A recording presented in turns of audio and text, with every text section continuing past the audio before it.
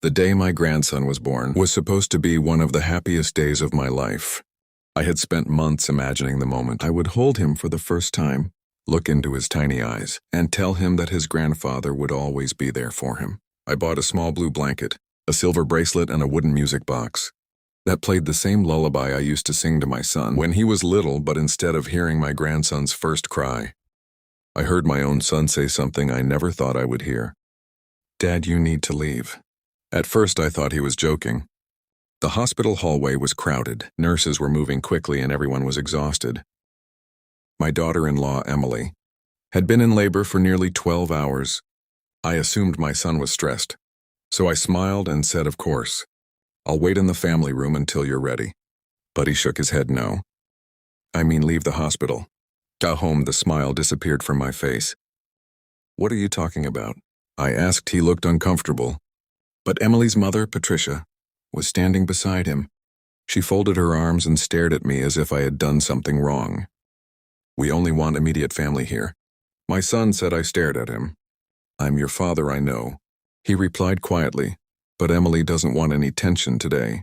Tension for years. I had supported my son through everything. When he lost his first job, I helped him pay rent when he wanted to start a business. I gave him money without asking for anything in return. When he and Emily were saving for a house, I covered the down payment because I wanted them to have a stable future. And now, on the day my first grandchild was born, I was being treated like a stranger. I looked toward Patricia. She was holding a large bag filled with gifts. She had already been allowed into the maternity ward. Her sisters were there too, but somehow I was the problem. "Did I do something?" I asked my son. He avoided my eyes. "Dad, please don't make this difficult." That sentence hurt more than I can explain. I picked up the gift bag I had brought and walked toward the elevator. Before the doors closed, I turned around. My son was already walking away. He didn't even say goodbye. When I reached the parking lot, I sat in my car for nearly an hour. I kept looking at the tiny blue blanket beside me. I wondered how my relationship with my son had reached this point. Then my phone rang. It was my attorney. His name was Robert, and he had handled my business affairs for more than 20 years. "Are you at the hospital?" he asked. I said my son asked me to leave. There was a long silence, then Robert said, "You may want to come to my office tomorrow.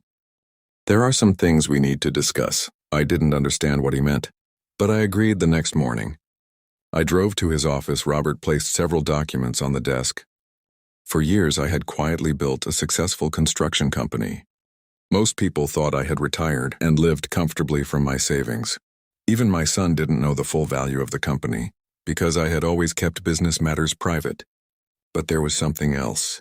5 years earlier, when my health began to decline, I created a family trust. My son was listed as the future beneficiary. I had planned to transfer a significant portion of my assets to him. After my retirement, the trust included my company shares, several properties, and a large investment account. Robert looked at me carefully. "You told me the purpose of this trust was to protect your son and his future family," he said. "Is that still what you want?" I thought about the hospital hallway. I remembered my son telling me I wasn't immediate family. Then I looked at the documents. "For now," I said. "Freeze everything." Robert nodded. That was the beginning. I didn't call my son. I didn't argue. I didn't post anything online or tell relatives what had happened. I simply stepped away for the next 3 months. I focused on myself. I returned to the construction company and became involved in several projects. I visited old friends. I started volunteering at a community center that helped young families find affordable housing. Meanwhile, my son was busy adjusting to life as a new father. At first, he didn't contact me. Then one evening, I received a message. "Dad, we need to talk." I called him. He sounded nervous. "Is everything okay?" I asked. He hesitated. "We're having some financial problems." He admitted the business isn't doing well. "The mortgage is difficult. The baby expenses are more than we expected." I listened quietly. Then he said, "I was wondering if you could help us again." For years, I had immediately opened my wallet whenever my son needed something. But this time I asked one question: why? He sounded confused. "Because you're my dad." I closed my eyes, and what was I at the hospital? Silence. I could hear him breathing. "Dad, I was under pressure." He said Emily was exhausted. And her mother kept saying you were making things uncomfortable. Did you agree with her? No. He replied. Then why did you tell me to leave? He didn't answer finally. He said I didn't want an argument. I felt sadness, not anger. You chose the easiest person to hurt. I said you knew I would leave because I loved you. The line became quiet a few days later. My son and Emily came to my house. They brought my grandson the moment I saw him. Every painful thought disappeared. He was small, peaceful, and beautiful. Emily placed him in my arms. I'm sorry, she whispered. I looked at her. She had tears in her eyes. My mother told me you didn't approve of our marriage. She said she convinced me you were trying to control us. But after you left the hospital, I started asking questions.